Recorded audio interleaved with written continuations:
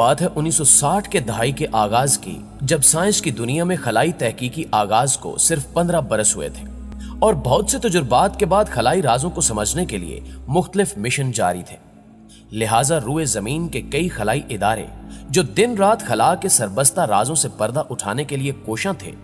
اب چاہتے تھے کہ کوئی ایسے مشن لانچ کیے جائیں جن کی مدد سے خلائی رازوں کو بقیہ ممالک سے پہلے جانا جا سکے، یا کوئی ایسی مشین تیار کی جائے جو خلا میں جا کر پل پل کی خبریں ان تحقیقاتی خلائی لیبارٹریز میں بھیج سکے۔ بالخصوص یہ مقابلہ روس اور امریکہ کے درمیان زور پکڑے ہوئے تھا، جو آئے دن کسی نہ کسی انسانی جان کی قربانی کی وجہ بنتا تھا۔ اسی مقابلے کی غرض سے جہاں امریکہ نے اپنے کئی خلابازوں کو خلا میں بھیج کر دنیا کو بے خبر رکھا، اسی طرح روس بھی پیچھے نہ رہا اور دنیا و مافیا سے پوشیدہ رکھ کر کئی خلابازوں کی خلا کی طرف پرواز کروائی گئی۔ لہٰذا اس کے لیے کچھ ایسی مشینیں بنائی گئیں جس میں 2 مسافروں کو بٹھا کر خلا کی طرف روانہ کر دیا گیا۔ مشن کے تحت بہت سی خلائی معلومات کئی روز تک بہم پہنچانے کے بعد بدقسمتی سے مسافر بیمار ہو گیا اور 7 اگست 1981 میں اس کا راکٹ ایک مشکل میں پھنس گیا۔ اس راکٹ پر ایک کیمرہ نصب تھا جسے زمین سے کنٹرول کیا جاتا تھا اور جس طرف چاہے اس کا رخ موڑ کر تصاویر بنائی جاتی تھی،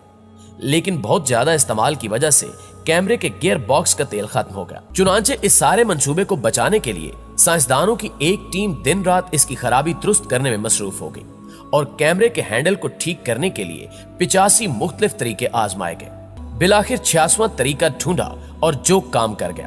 اور ہینڈل اس حد تک ٹھیک ہو گیا کہ اس سے مرضی کا کام لیا جا سکے۔ لہذا راکٹ نے ٹھیک ہونے کے بعد پھر سے کام شروع کر دیا اور یورینس سیارے کے گرد گھومنے والے 10 چاند دریافت کیے، جن میں سے ایک چاند میرانڈا ایسا بھی تھا جس پر برف کی 12 میل اونچی دیوار دریافت ہوئی۔ اس راکٹ کے ذریعے جب 1986 میں اس دیوار کی تصویریں زمین پر بھیجی گئیں تو سائنس کے حلقوں میں کھلبلی مچ گئی، جب اچیل اور اس کے بھائی جوانی بٹسٹا نامی 2 ریاضی دانوں نے 1950 کی دہائی کے آخر میں اپنا ایک ریڈیو اسٹیشن قائم کیا، جس کے لیے انہوں نے ٹورے برٹ نامی جگہ پر جرمن فوج کا ایک ناکارہ بنکر استعمال کیا۔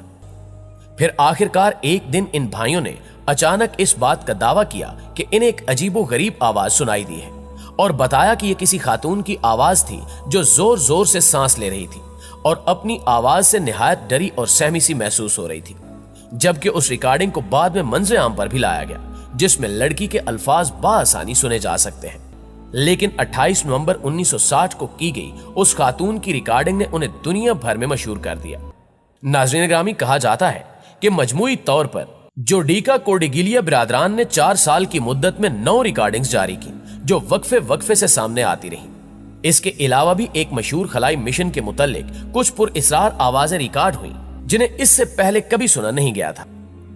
ناظرین گرامی، یہ آوازیں ان کے ہیڈ سیٹ کے ذریعے ان تک پہنچ رہی تھیں، جنہیں سن کر وہ بری طرح چونک گئے تھے اور وہ تذبذب کا شکار تھے کہ اس بات کی اطلاع ناسا کو دی جائے یا نہیں۔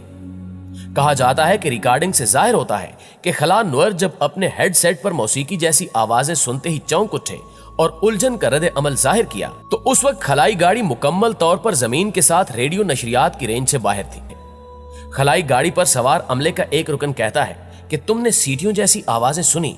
دوسرا جواب دیتا ہے کہ یہ آوازیں بیرونی خلا کی موسیقی کی طرح لگتی ہیں، بعد میں ایک کہتا ہے کہ میں تم سے کہتا ہوں کہ یہ موسیقی بہت عجیب ہے۔ ناسا کی کافی تحقیقات میں ان برقناطیسی لہروں کو ریکارڈ کیا ہے اور ان کا انسانی سماعت کے مطابق ترجمہ کیا گیا ہے، جس سے یہ کسی اور ہی دنیا کی پر اسرار آوازیں معلوم ہوتی ہیں۔ لیکن کائنات کے ان رازوں سے اگر کوئی بخوبی واقف ہے تو وہ صرف اللہ ہی کی ذات اقدس ہے، جس کے بنائے ہوئے نہ ختم ہونے والے نظام میں ہزاروں اور بھی راز پوشیدہ ہیں۔